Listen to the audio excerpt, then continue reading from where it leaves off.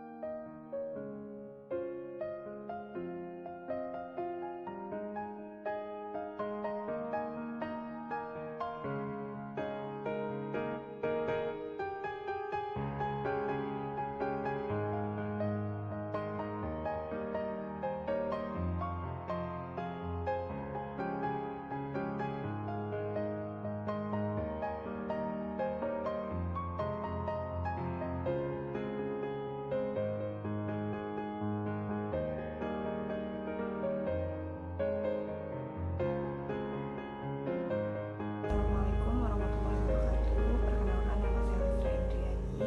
Saya dari kelompok 9 ingin menjelaskan tentang cairan Newton, di mana cairan Newton adalah cairan yang memiliki viskositas konstan dan laju geser nol pada tegangan geser nol. Aliran Newton adalah jenis aliran yang ideal. Cairan yang bersifat ideal adalah pelarut sejati. Cairan Newton memiliki viskositas konstan. Adapun contoh cairan Newton adalah minyak jara, kloroform, gliserin, minyak zaitun, dan air. Assalamualaikum warahmatullahi wabarakatuh. Perkenalkan, saya Intan Misi Samira dengan NIM 1948-2010-80 akan menjelaskan tentang tegangan permukaan. Tegangan permukaan merupakan gaya atau tarikan ke bawah yang menyebabkan permukaan cairan berkontraksi dan benda dalam keadaan tegang. Hal ini disebabkan oleh gaya tarik-menarik yang tidak seimbang pada cairan antar muka cairan. Tegangan permukaan bisa juga disebut dengan fenomena menarik yang terjadi pada zat cair fluida yang ada dalam keadaan diam atau statis. Penyebab terjadinya tegangan permukaan ini karena adanya kohesi di bawah zat cair yang lebih besar daripada permukaan zat cair tersebut. Faktor yang mempengaruhi tegangan permukaan ada 3, yaitu suhu, zat terlarut, dan juga surfaktan. Rumus pada tegangan permukaan adalah gamma sama dengan gaya dibagi panjang permukaan. Perkenalkan, nama saya Mila Anggraini.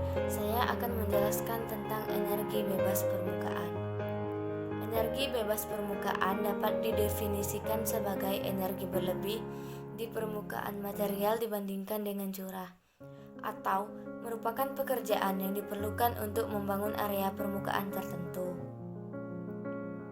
Cara lain untuk melihat energi permukaan adalah menghubungkannya dengan pekerjaan yang diperlukan untuk memotong sampel massal, menciptakan dua permukaan. Kesimpulannya adalah energi bebas permukaan yaitu kerja atau energi yang dilakukan untuk memperbesar luas permukaan. Assalamualaikum warahmatullahi wabarakatuh. Perkenalkan, saya Mitol ini perwakilan dari kelompok 9 akan menjelaskan materi 5, yaitu tegangan permukaan antar cairan. Tegangan permukaan adalah gaya persatuan panjang yang diberikan sejajar dengan permukaan untuk mengimbangi tarikan ke dalam. Tegangan permukaan mempunyai satuan Dyne dalam CGS, dan tegangan antarmuka adalah gaya satuan panjang yang terdapat pada permukaan dua fase cair yang tidak bercampur mempunyai 1 Dyne cm. Tegangan antar muka selalu lebih kecil dari tegangan permukaan karena gaya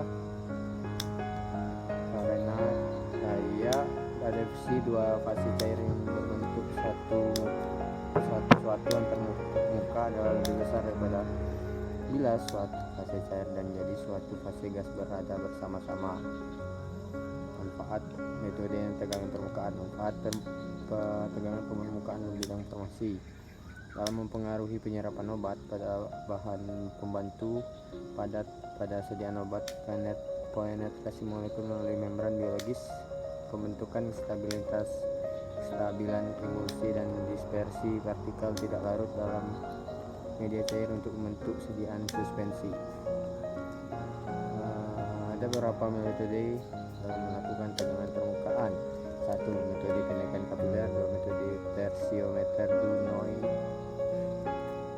Mekanis tegangan permukaan terjadi karena permukaan zat cair yang cenderung untuk menegang sehingga permukaannya tampak seperti selaput tipis.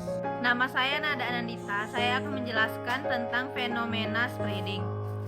Fenomena spreading itu adalah fenomena spread di lintang rendah ekuator, dikenal sebagai equatorial spread F atau ESF.